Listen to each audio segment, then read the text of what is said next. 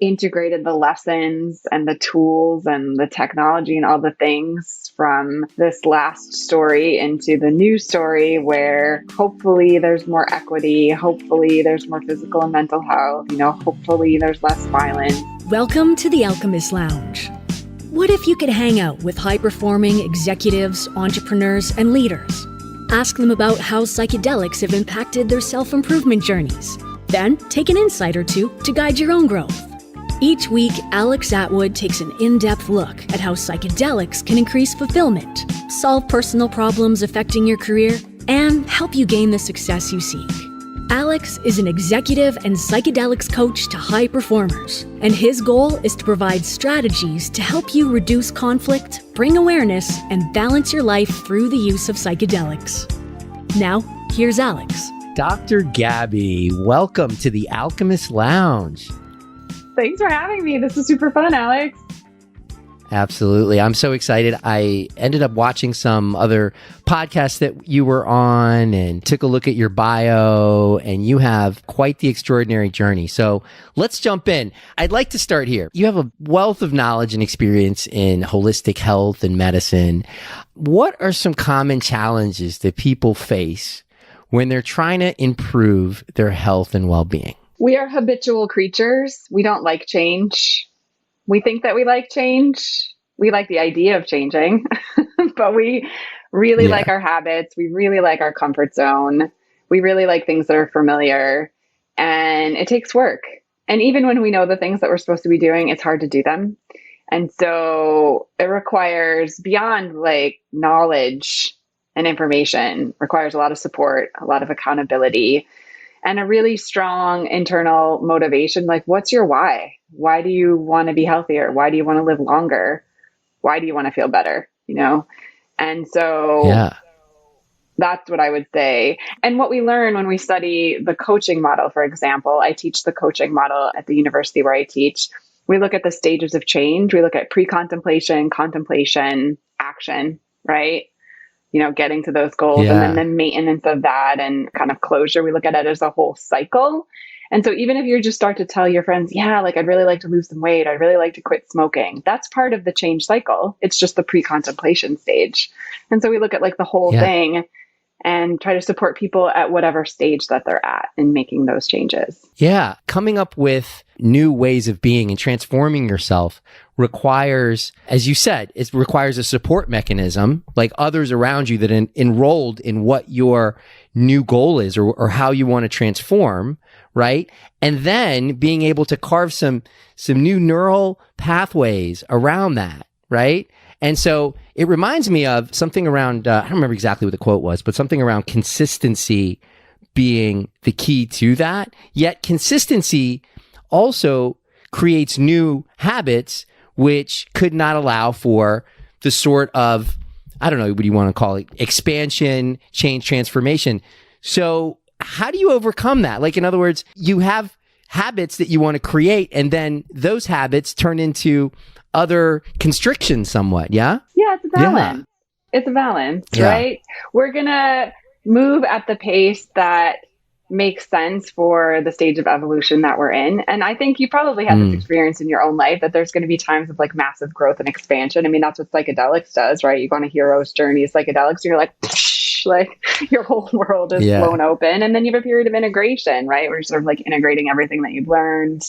And there's some times, where you're just in a dormant phase and like things aren't going to change very much. And I think humans are complex, right? And like the different stages of change, vary. Another way of looking at it is like the seasons. When I did my dissertation research and I interviewed women healers from all over the world, they told me again and again that the healing process, transformation, growth, all of it moves in the cycles, just like the cycles of nature. You have winter, spring, summer, fall, right? You have growth, you have death. That's built into like the biological systems, the ecosystem.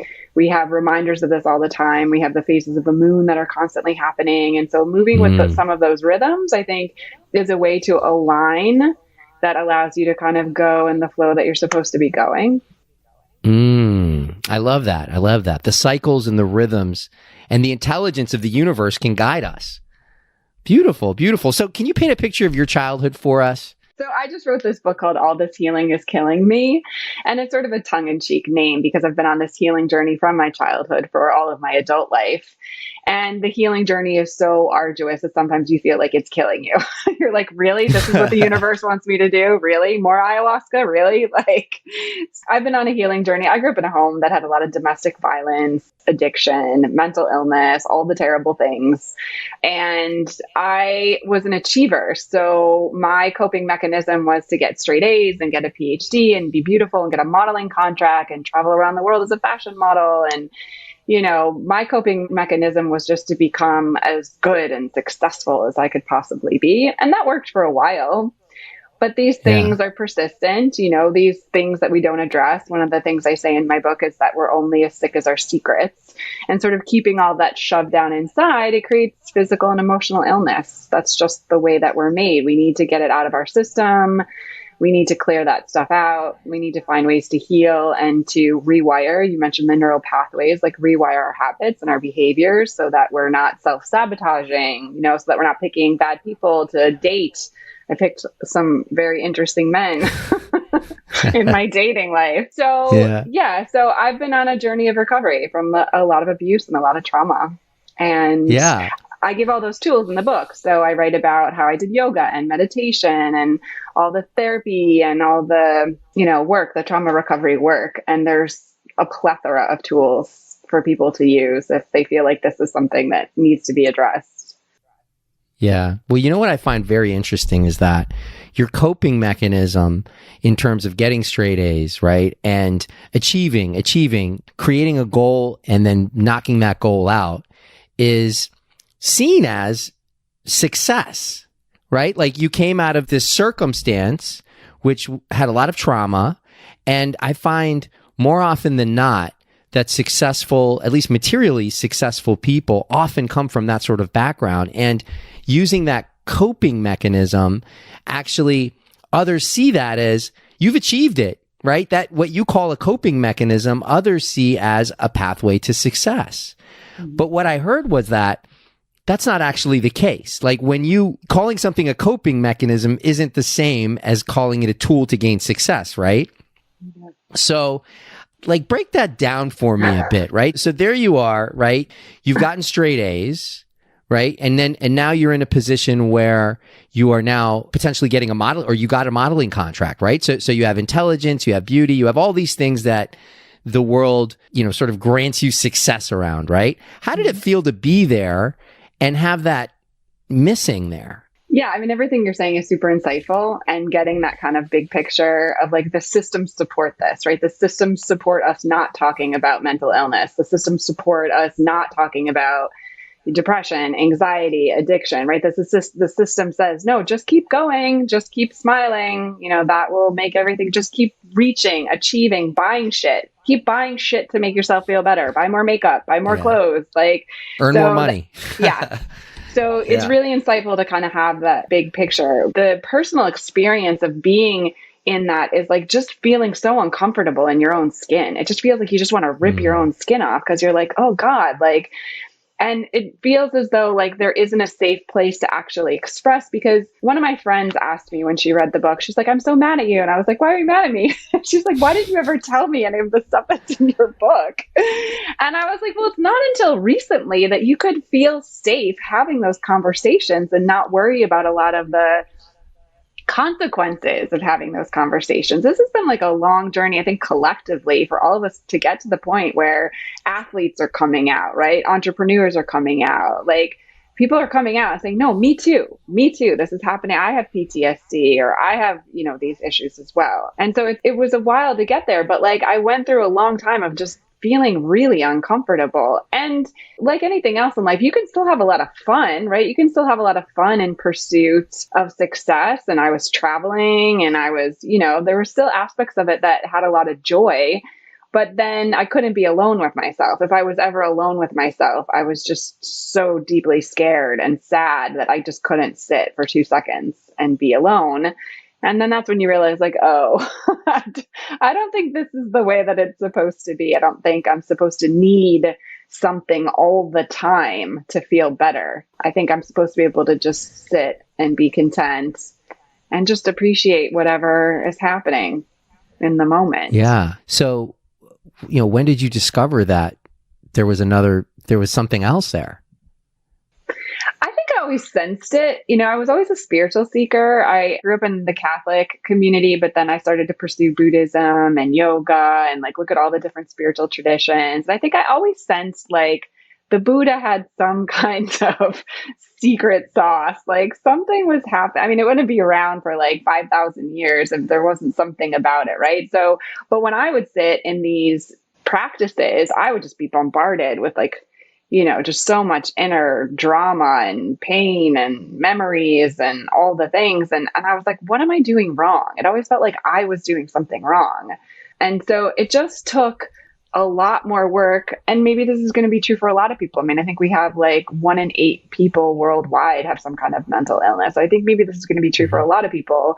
It just took a lot more work to clean my internal house until I could get to the point where I could sit. And now I can. Now I can just feel really good. Like on my lunch break today, I just went for a bike ride and it was amazing. It was amazing. I just kept riding my bike being like, how did I get so lucky? How did I get so lucky? Like, and that was it. Like, there was nothing extraordinary except it was extraordinary. And I think that we should be able to feel that level of awe and gratitude for the daily things. But that's only because I've been working on this shit for a very, very long time. What you're pointing at right now, I hear so often from people that they feel that they always need to be productive. They used to call it workaholic. I don't know if that's still a word that they use, but always having to be producing something or creating something. And if you're not in the process of creating or thinking or ideating, then somehow your value to yourself is diminished. And so it sounds like you had early on discovered some spiritual practices, right? That somehow manifested themselves at a certain point in your life. And you mentioned that some of the practices you had just weren't working. So what tool did you use that finally worked, that unlocked things for you? I think it was a gradual process of working through the things that needed to be worked through. With regards to like productivity, I'm still addicted to productivity. Like it's really hard for me to have a whole day where I don't check anything off the to-do list. Like yesterday I was spending the day with my sister. We were going to brunch, but like I had to get my car washed and like go to the post office or something. Like I had to like get in some productivity because I'm still like addicted to productivity. So I don't think we ever get to the point where we have some kind of, I don't know, perfect blissful life. But what I did was work on things over time. As a teenager, like after I left modeling, I did 4 years of psychotherapy. I tried all the antidepressant and all the medications. That didn't work so good. I went through all the holistic therapies, like while I was doing my trainings and becoming, the Ph.D. professor. I did yoga trainings, meditation trainings. I did 10-day Vipassana retreats. I did all those things. And like little by little, for me, it was kind of putting the pieces of myself back together. Like when I was in massage school, for example, I was getting massages, and I write about this in my book, All This Healing is Killing Me. Like when I would get massages, I would like start crying. I would have some kind of emotional release. And I didn't even know that that was like a thing. And then my teacher told me like, no, it's common when people get any kind of body work or chiropractic work or acupuncture, that if there are emotions that haven't been released, they start coming out. And so like little by little, I started acquiring all these different therapies and practices and tools because I had a lot that I needed to work through. And then eventually the sort of concluding chapter in my book, like spoiler alert, I go to this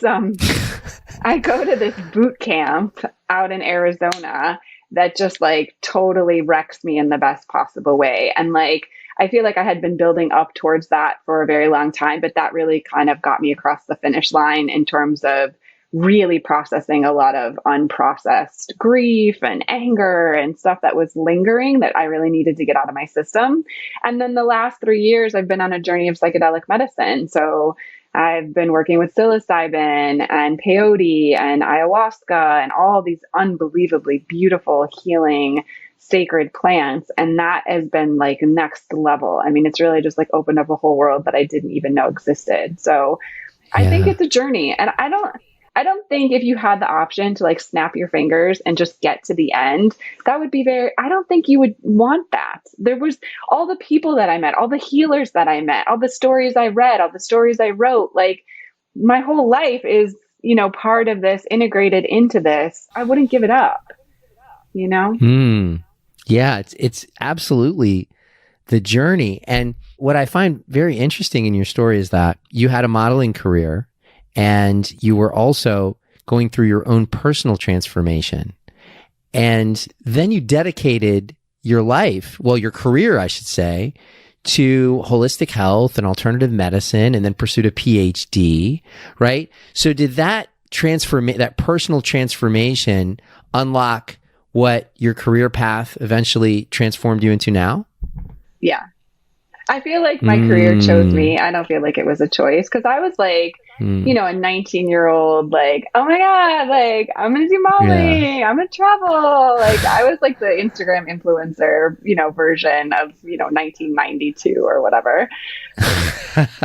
I just was like, I wanted to be pretty and I wanted to be popular. Yeah. That's what I wanted. And the universe was just like, no, that's not what we're doing. That's not what's going to happen for your life. The universe just had a whole different trajectory for me. And it started at my mother's funeral. My mother died when I was 21. I write about this in the book. It's how the book opens. And at my mother's funeral, I had a mystical experience, and like my whole life changes in the blink of an eye. And the universe was just like, we're going in this direction. This is the direction that we're going. And my life has been an unfolding ever since then of seeking answers, seeking practices, trying to help other people to understand things about their physical and mental and spiritual health. Yeah, I really feel like it's been a calling and more of a, I don't know, more of a divine path than I anticipated when I was 19 and running around in mini skirts in the bars with my friends. Well, I want to talk about your book, and I'd love to hear a little bit. I mean, that sounds like such an impactful event, that happened at your mother's funeral. What inspired you to write All This Healing Is Killing Me? It's the same story of the universe being like, you're going to write this book. So after I finished my dissertation, I wrote my dissertation about women healers. And that was my way of like appeasing, okay, I'm going to write a dissertation about women healers. And then after I finished the dissertation, I hadn't told my own story. And so I just felt this like urgency, like the urgency, like when you have to like sneeze or like this, like, oh, I gotta get like it's this. coming regardless. I know it's coming and I cannot stop it. Like I just felt it coming. So I wrote the first draft in 2007. I put it away and I was just like doing my life.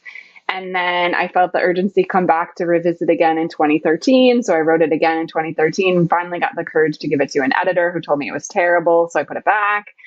And then I took it out again during the pandemic, which I think this is the story of a lot of people. I think the pandemic was a big purge for a lot of people to kind of get out some stuff. And maybe it showed up in your relationships or your career. But for me, the book came back like a third and final time and was like, I am going to like, I don't know, hold you down until you get this. Like, this is what we're doing. We're doing this book. And it sounds, I don't know, fantastical to describe it in this way, but really the book was just insistent in the way that I would wake up and I would be hearing the narration of the book in my mind, and I would try to distract myself and I would be hearing the book in my mind and I'd be like, oh my God. So the third and final time I got it right, I sent it to an editor who is also life-changing, and she molded it into what people are holding in their hands today. And I'm so glad I finally finished the book, because it's been such a relief, because it's like anything else. You're carrying something around with you for a really long time that's supposed to be in the world.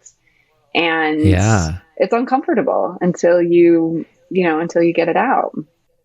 Absolutely. I've spoken with artists who have projects that hang over them, whether it's a song, whether it's a painting, whatever it is, it's an expression that's there. It's in the world, and it was created as a thing, as an actual idea. So it's actually there. It's energy. And now it needs to be manifested into whatever it's meant to be.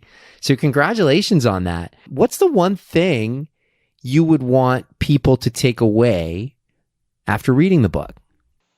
Yeah, the one thing I want them to take away is that if they've tried a lot of the of things that have not helped in their own journey, please try writing. Writing was so medicinal for me. Please try writing. Please write your own story. Please write your own story for yourself. You need to hear your own story, even if nobody else hears it, which I highly recommend you sharing it with people that you trust. Please consider writing your own story, sharing your own story. I can't emphasize enough the transformative power of writing, and writing was so medicinal for me. I really think that it's important that it's something that people consider. And I was saying this on another interview, and the host said, it's so funny. She's like, I've been in all these branding workshops and marketing workshops, and they always say, tell your story, but it's always this like very superficial marketing version of your story. And that's not the story that I'm talking about. I'm talking about write down all the stuff you don't want anybody to know. Like everything that's in my book is something, Alex, that I don't want you to know about me. Like on every single page is something I don't want you to know about me. And that's what's significant about it. Yes. That's what's significant about it. So you're sharing from an extremely vulnerable place. It's all the things. It's all the things that I don't want anybody to know. And now that it's out, it's like, what a relief. Because now everybody knows everything that I don't want them to know. So it's like, and I didn't die. The earth is still turning and it's still, circling the sun. So I survived the writing, I survived the publishing. And I think that that's what we need to do. We need to survive the vulnerability and realize that we're still going to be okay. Yeah. Well, now you took power back from whatever those things were that had some sort of power or control over you. And so what I'm hearing is that for those that have gone through trauma, for those that don't know quite what to do in terms of tackling this anxiety or whatever shows up, this missing, one method would be to write. Just write your story, start to write and get it out there. And write in the most vulnerable way that you possibly can. Now you've went out there and published it as well. So I don't know if you're recommending that everyone publishes, but that is another step towards being fully self-expressed. So yeah, that's awesome. I'm a rebellious person by nature, and I think it was important for me to share my story because I do have a lot of students and a lot of clients that have looked up to me for a very long time. And I want to humanize myself. I know that I can be influential in the best possible way, with patients, with clients, with students, even at my job at Third Wave. I know I bring a lot to the table and I want to humanize myself, and I want other people to feel safe to be able to do that too, especially in my presence. Don't bullshit me when you're hanging out with me. Just be yourself. Like, be your most authentic self. That's the people that I want in my life. And if I'm not showing up in that way, then I'm not surrounded by people who are comfortable to show up in that way. If you're with me, I want you to feel safe to be who you actually are. I don't want you to feel like you have to pretend or, send a representative. I want you to really be you. And that level of intimacy that I'm able to achieve with myself and other people, for me, is so grounding and satisfying and comforting. I really want to be able to have that intimacy. And until I really lay it all out there, I can't have that kind of intimacy with my family and friends. So it brings to mind, there was somebody I was talking to not too long ago that was actually the head of pastor in a very large megachurch. And what he was saying was, it wasn't a fanatical megachurch. I mean, it was one with lots of inclusion and the topics weren't so rigid, which was interesting. And he showed me one of the tapes and he was wearing like something super casual. I think it might have been sweatpants even, right? And I asked him, I said, wow, that's different. I expected you to go up in a full suit, right? He said, well, I want to be relatable to everyone in that audience. And if I show up in a suit and some of the people in the congregation don't have a suit, or they feel like that puts some sort of wall between them and I, then I want to be the least well-dressed person in the room so that I'm completely relatable. And very interesting take on things, right? And I was really happy to see that somebody in that position would see things as being, sort of putting themselves in a position where they are accessible and they're, sort of part of the community. So that's such a great place to be. It really is. So what about people that are looking to find balance? So and they don't see how could they possibly find time to write a book. I'm sure there's people listening that, well, I have this, and I have kids, and I have, all these obligations, and yes, I do feel like something's missing, but I just don't have time to address it. So how do you advise those that just can't seem to find the time to address this? There's something called morning pages that comes from The Artist's Way by Julia Cameron. And it's just getting up and doing stream of consciousness morning pages in the morning for a few minutes. I think that's a great place to start. Like, I don't think anything that we're doing for self-care or personal transformation or personal growth, I don't think any of it has to completely consume our lives. I think it can be integrated. Another thing that I do, and I did while I was writing, is I made voice notes while I was walking, because most people are doing some kind of exercise or fitness, but most people, while they're doing that, are consuming something, right? They're consuming an audiobook or a podcast, or so, like they're like in this consumption mode. And I think too much consumption is not good for us. Like, I just think you need output as well as input. And I think sometimes you're just doing way too much input and not enough output. So what I would do when I was walking is, the whole time I was walking, I would talk into my voice notes, and then I would come home and transcribe them. And that way, like, the walks became about output and not about consuming other people's ideas. And that really creates space for all the other productivity. And like, a lot of times we feel like we don't have enough time, but sometimes time's not the problem. Sometimes there's just not a lot of space, right? It feels like a time thing, but it's like a space thing. And for me, the space thing is like, there has to be some kind of discharge. You mentioned energy, which I totally agree with you about everything being energy. There's got to be some discharge for that energy. And then all of a sudden, I don't know if you've noticed this, but like, all of a sudden all your tasks line up and you just kind of get them done, like 1, 2, 3, 4, 5. And you're like, whoa, that was easy. It wasn't like, oh yeah, such a struggle. And I think that we can create that like sense of efficiency, and flow is another word that describes it, when we have more balance. I think we don't have to think of balance as another thing to do. We can just think of it as something to integrate to make everything more efficient, that we're working on. I love that. I particularly love how you made a distinction between consumption and, what'd you call it? You said production, input and output. Yeah. Input. I love that. Yeah. I love it. I love input and output. Because these days, with technology where it is, why not begin to put some output there? Like, begin to take those thoughts and have them transcribed and review them later. So synthesize this into your daily schedule. That's a very practical tip. And I personally, and I don't use it anymore, unfortunately. But I downloaded an app that told me that, how was your day? Tell us, tell me how your day was. And it would track my writing, because one of the 18 months now, but 18 months ago, I made a commitment to myself to begin journaling. And I found it extremely difficult to work it in to my schedule.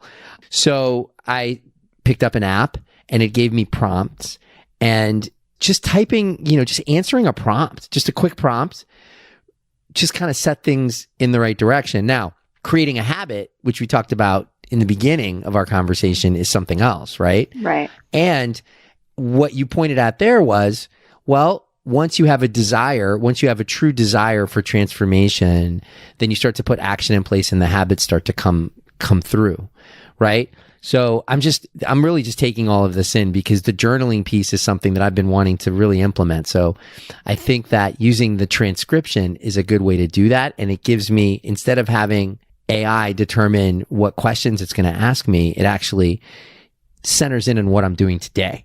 Yeah. So that's really great. Yeah, and the transcriptions, you'll be astonished. Like, when you take that back, like, you can either transcribe it yourself, which is what I would do while I was writing, or you can just like send it to Fiverr or something and someone else will transcribe it for you. But I think you'll be astonished when you see the words in writing that like came out of your head into your voice and then onto the page. I think you'll be astonished. I would read it and I'd be like, whoa, Yeah. And we've just become so numb in so many ways. And we've sort of outsourced a lot of creativity. I think we used to have a time where, like, every night you would come home and you'd sit around the porch and you'd tell each other stories of the day or stories of the family, or like it was like a normal thing that there was a lot of sharing. And we've just gotten to the point where we just sit and stare at a light box, and someone else is writing the stories and telling the stories. I think it can be really disempowering, and seeing and hearing your own story, or even listening to the voicemail back. Like if I would do an hour walk, sometimes I'd talk for 30 minutes and then I'd listen to it for the second 30 minutes. And just listening to myself, my own voice and my own thoughts, cultivated a relationship with myself that I didn't have before. It's like, oh, you're a person. Like, you're here. We're here. This is us. Like, and how can I expect other people to listen to me if I can't even listen to myself? Like, it's gotta start with me listening to myself. Yeah. So let's move into psychedelics. Okay. That's always a fun and fascinating topic. And that's how we connected. So how do psychedelics play a role currently in terms of your current state of transformation, where you are now evolving? Yes.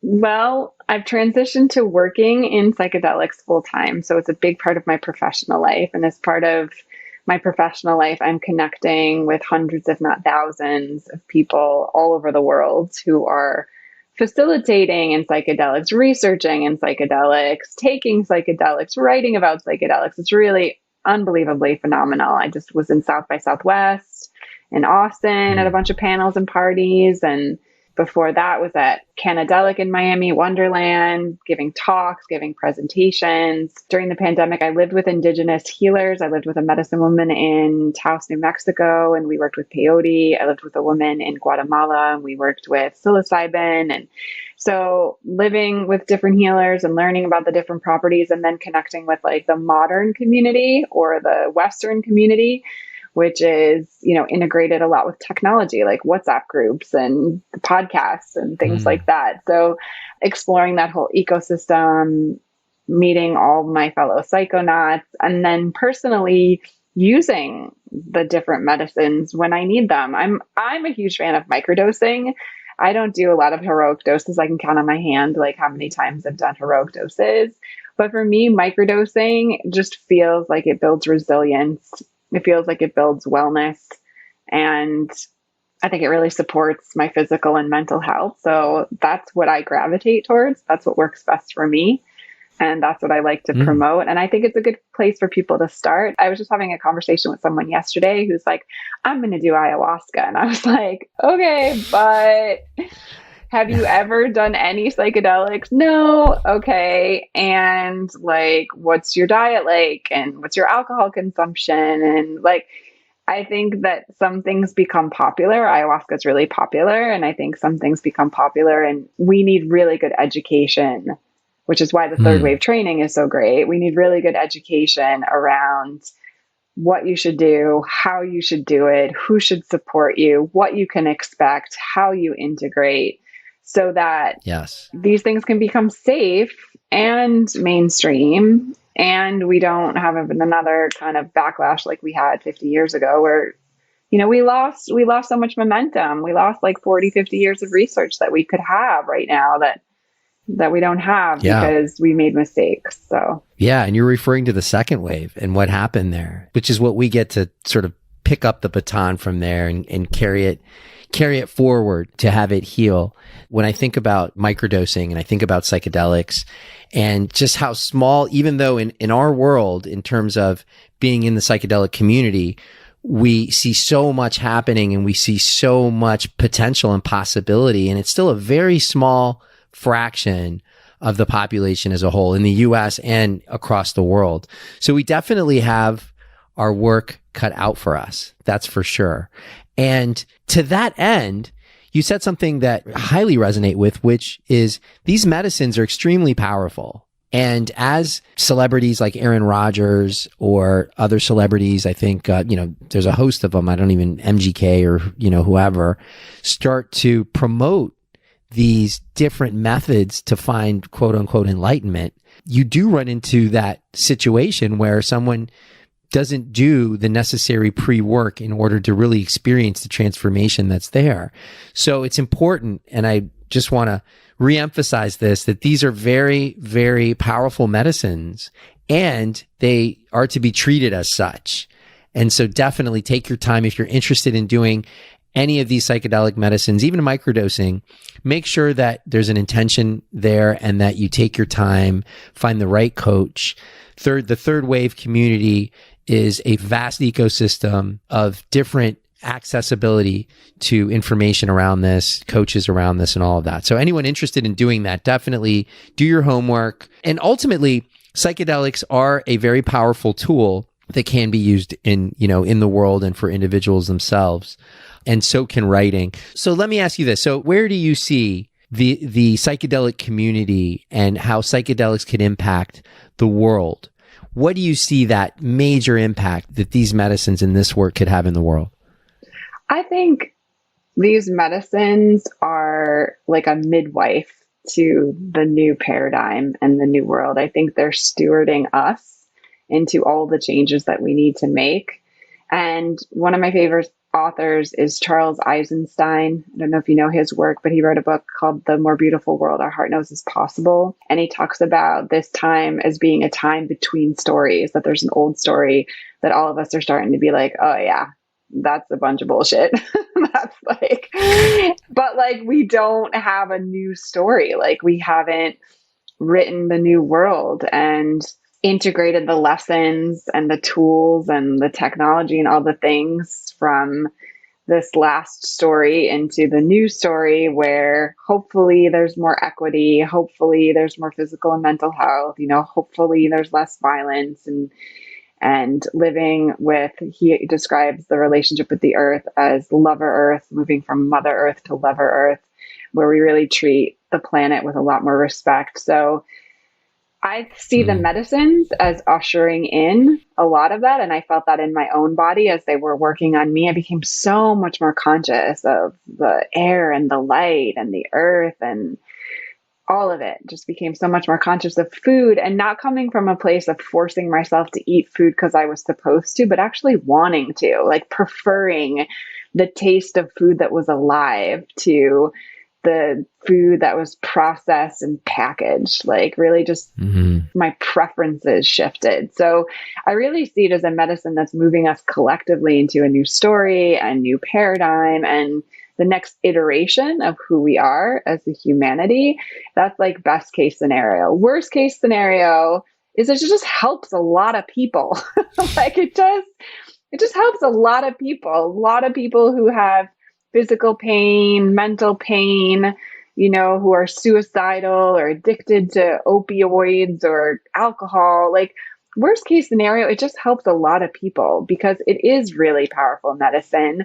And we know the efficacy. We have the research. We don't have as much of it as we need, but we have enough of it to know that it can help people. So it's a good medicine, even if it doesn't create this new world, it will make people feel better, which, I mean, everybody deserves to feel better. Everybody deserves to have a better quality of life. We all deserve to have a good, healthy, positive experience. So it can do that for sure. Absolutely.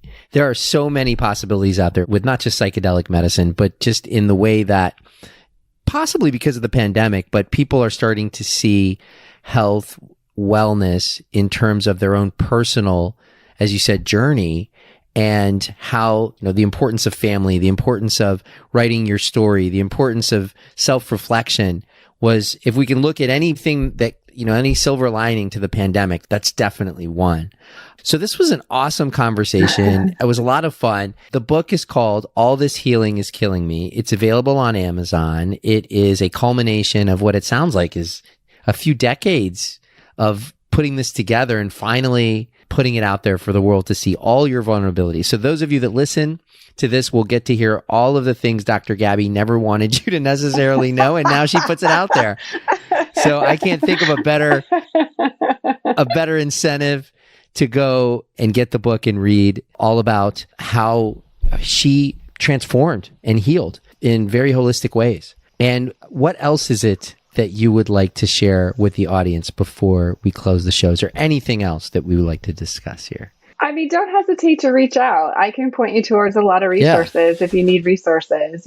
Connect with us at Third Wave, connect with me personally. I'm Dr. Gabby Pelicci on all the channels. And yeah, just trust yourself. Trust yourself. Listen to your intuition, turn off the noise, get quiet, trust yourself.